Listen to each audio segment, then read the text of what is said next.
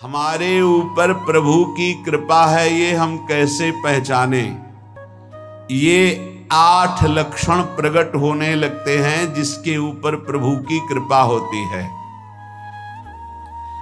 हमारे ऊपर प्रभु की कृपा है, ये हम कैसे पहचाने?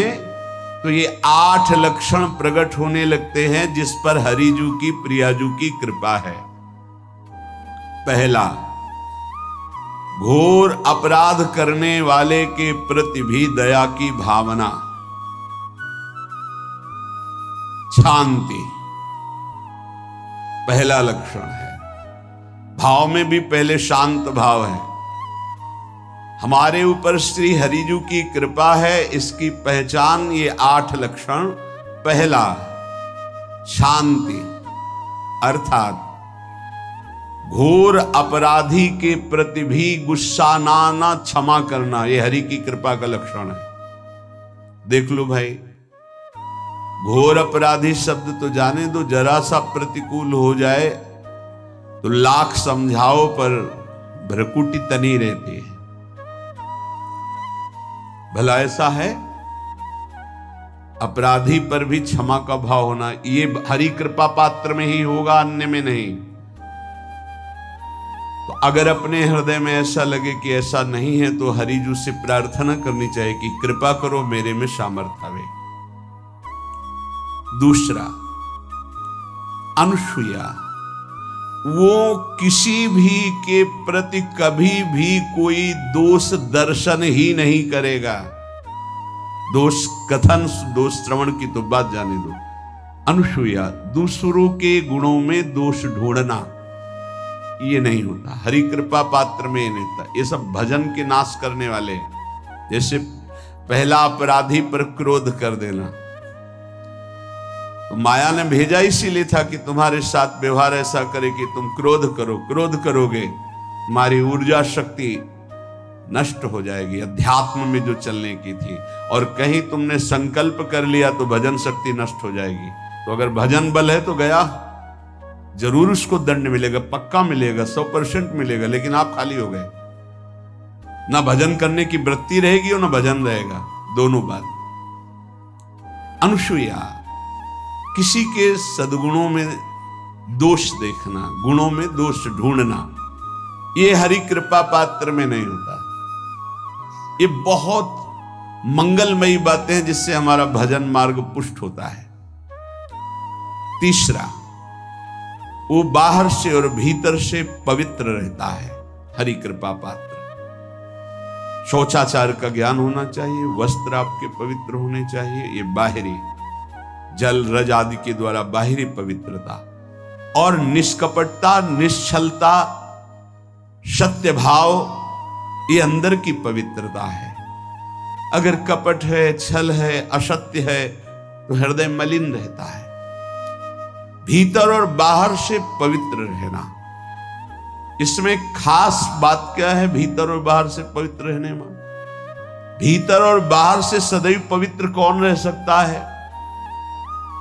तो बोले, जो पुंडरीकाक्ष भगवान श्री हरि का प्रियाजू का स्मरण करता रहता है, वो शवायाभ्यंतर शुचि, वो बाह्य और अभ्यंतर दोनों से पावन रहता है। तीसरी जो कृपा का लक्षण है, अर्थात वो सदैव भगवत चिंतन परायण, शौचाचार का पालन करने वाला, बाहर और भीतर से हरि कृपा पात्र पवित्र रहता है। चौथा, ऐसे कार्यों का अनुष्ठान न करे जिनमें हमारा भजन छूटता है, जिनमें सत्य छूटता है, जिनमें भगवत भाव छूटता है।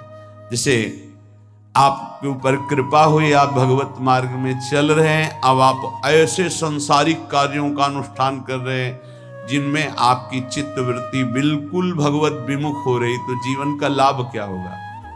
लाभ तो है भगवत स्मरण सहित। कल एक ने प्रश्न किया कि मैं खाता तो नहीं हूं, लेकिन मांस के दुकान में मांस बेचता हूं, होटल है, क्या उचित है? ये उचित कैसे हो सकता है? तुम और भी तो व्यापार कर सकते हो। जरूरी है धर्म का पालन करने की इच्छा करते हो, धर्माचरण करते हो, ऐसा नहीं। तो विरत बहु कर्मा, उन कर्मों से हमें विरत रहना है जो हमारे धर्म के विरुद्ध है, जो भजन के विरुद्ध है। हरि कृपा पात्र ऐसे कर्मों का अनुष्ठान कर ही नहीं सकता।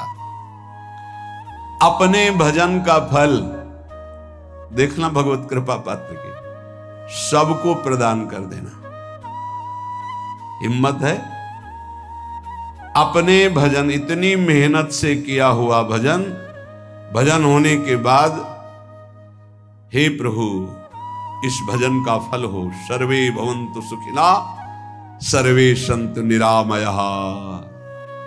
यहां तो कहते महाराज एक माला रोज आपके लिए करता हूं कि आपकी बीमारी ठीक रहे, तो शेष किसके लिए करते हो प्रभु?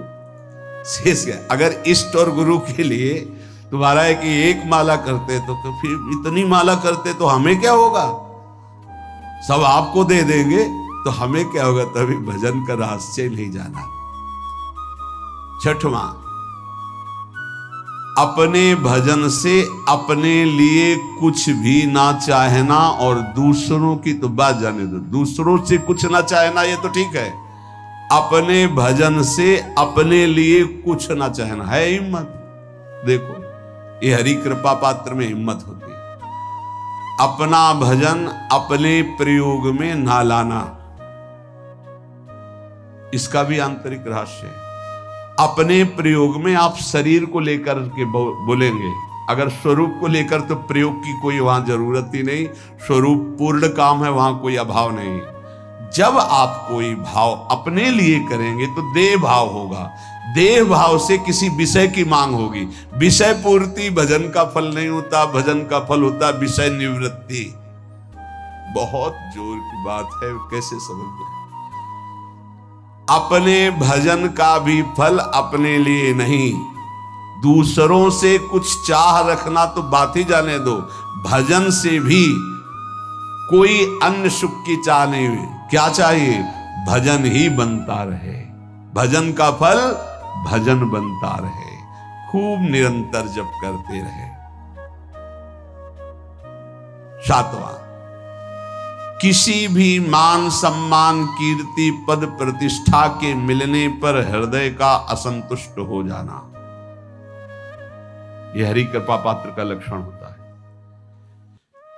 प्रणाम नमस्कार जय हो तो हृदय में असंतुष्ट हो जाना चाहिए। कोई किंचन मात्र अभिमान न उदय हो जाए। प्रभु बचाओ, ये माया की चकाचौंध से बचा लो नाथ। कौन सा अपराध बन गया कि आपकी जय की जगह यहां हमको ऐसा सुनना पड़े। मान प्रतिष्ठा कीर्ति जिसके लिए बड़े बड़े लालायित रहते, हरि कृपा पात्र को विष की तरह चुभती है। और आठवां, किसी भी प्राणी समुदाय से संबंध ना रखते हुए सब पर दया की भावना, सब पर कृपा की भावना, सब पर करुणा मैत्री, पर किसी से ममता नहीं। ये सूत्र बहुत व्यवहार में प्रयोग करने योग्य है।